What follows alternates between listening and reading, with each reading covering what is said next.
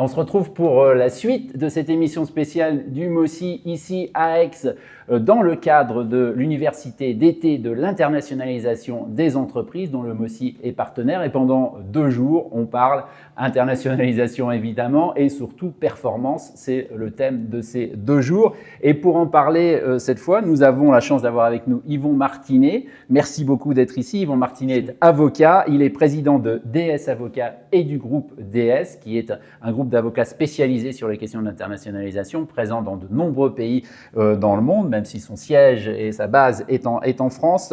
Vous êtes présent notamment en Asie, mais aussi dans d'autres régions du monde. Je voudrais qu'on commence tout de suite par le vif du sujet. On a dit, c'est internationalisation, performance et performance.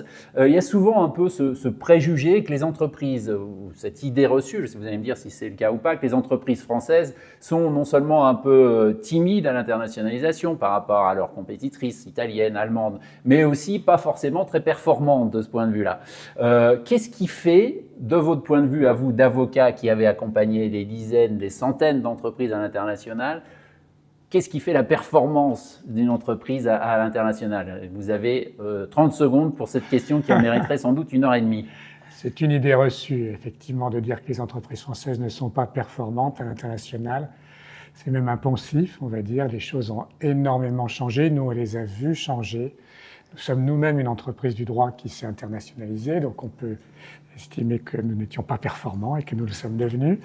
La réalité, c'est que les Français, et en général, on va dire, les entrepreneurs français, ils ont une vraie qualité et une vraie reconnaissance qui est faite partout dans le monde, à la fois de leur sérieux, de leur savoir-faire, de la qualité du management, des process qui sont respectés, et avec je dirais, cet aspect de savoir s'intégrer dans le multiculturel. Je pense que l'adaptabilité, qui est là aussi un peu contre-intuitive quand on entend parler des entreprises françaises, est une caractéristique des entreprises françaises en fait. Et la performance, elle vient beaucoup de l'adaptabilité, finalement à la région, au pays, adaptabilité au contexte, et dans le monde tel qu'il est aujourd'hui, c'est-à-dire extraordinairement changeant tous les jours, des règles changent tous les jours quasiment.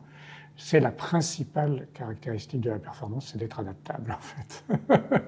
Alors on entend souvent dire, notamment dans des pays anglo-saxons dans lesquels vous n'êtes pas forcément présent, les pays de common law, comme on dit dans votre business, que les Français ont une tendance à pas vouloir vraiment payer pour du conseil, et du conseil juridique en particulier, par rapport à ce que font les entreprises américaines. Est-ce que vous voyez un peu là aussi un changement de culture? Les entreprises françaises qui décident de s'internationaliser ont bien compris qu'il fallait être accompagné et bien accompagné?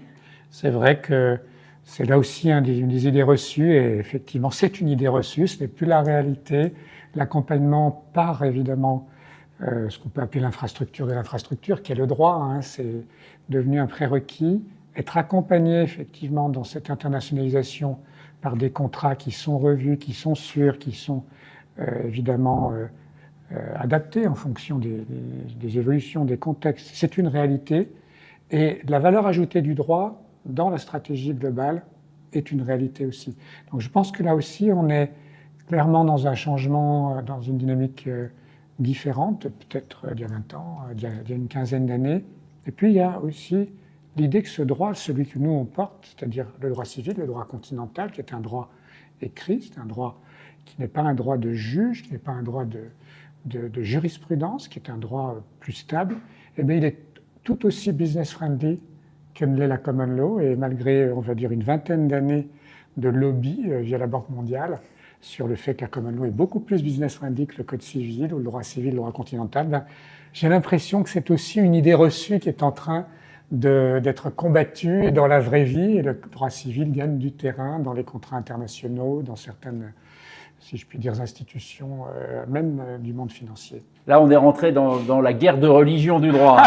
Pour ceux pas de guerre de religion du droit, mais qui n'ont pas fait d'études de droit vont trouver ça peut-être un peu obscur, mais effectivement, c'est des vraies questions qui se posent. Ouais. Et c'est intéressant justement parce que vous avez cette particularité d'être un cabinet d'avocats dans de nombreux pays à travers le monde, et donc d'accompagner des entreprises non seulement locales, mais aussi internationales.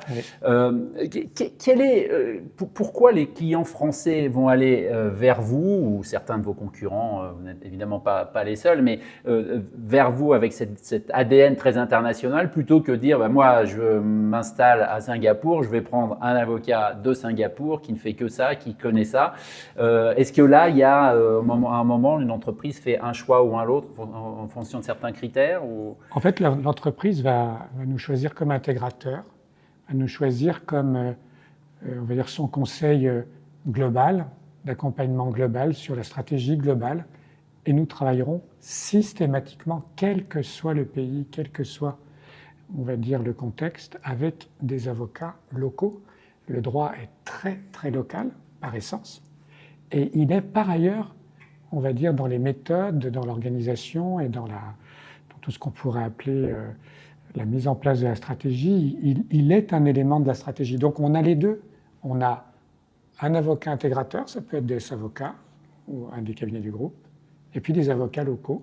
Si nous n'avons pas de cabinet local, nous en choisirons un, nous aiderons le client à le sélectionner, à le faire travailler, et nous vérifierons à l'avance que les méthodes utilisées, que la qualité sera au rendez-vous et qu'elle sera conforme, on va dire, à ce que le client est en droit d'attendre, je dirais, d'une prestation juridique partout dans le monde. Donc c'est pas en fait du tout antinomique, on peut être à la fois local et intégrateur. Et si on n'est pas local, parce que comme vous disiez, nous ne sommes pas partout dans le monde, et c'est le cas dans les pays de common law, où nous ne sommes pas présents, nous travaillons en ce moment avec des cabinets évidemment qui sont des bons amis, comme on dit, des best friends, aux États-Unis, en Angleterre, en Australie, là où vous voulez, dans les pays de common law. Mais on va quand même être utile pour intégrer justement dans ces méthodes, dans cette façon de travailler, ce qui peut être l'ADN de l'entreprise pour lequel on travaille et qui, du coup, finalement est pris en compte, quel que soit le projet et quelle que soit la région du globe. C'est en cela que c'est complémentaire, on va dire. Très bien. Merci beaucoup.